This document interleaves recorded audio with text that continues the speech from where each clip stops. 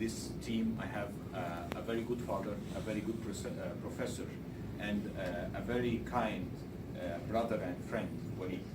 So I'm speaking now about acral vitiligo. It's becoming easier to treat. We know that vitiligo is like classified into 3 parts, whereas the face is very easy to treat, and intermediate, the body is like an intermediate, and the proximal extremities, intermediate to treat. It takes a long time, but it is treatable.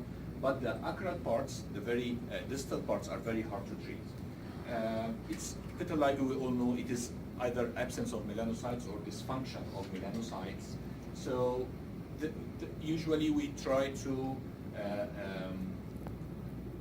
get the stem cells from the niche to make new melanocytes, and the repigmentation is either prefollicular, marginal, or diffuse repigmentation.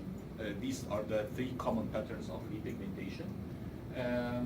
Follicular pigmentation and melanocyte migration is the most common that we see in cases, but it is not common in the acral vitiligo because most of the acral parts are devoid of follicles, hair follicles, and usually they are very stable diseases, so they are not, they don't have this kind of migration that we see.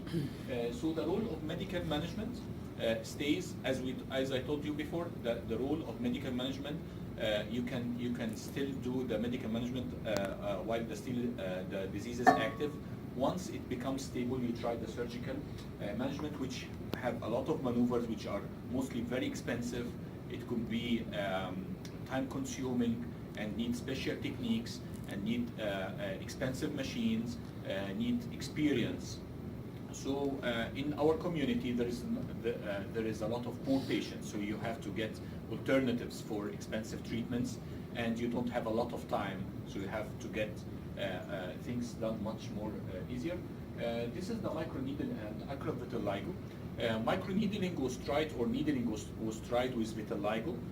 A lot of people tried this before, using either needling only or needling with excimer laser.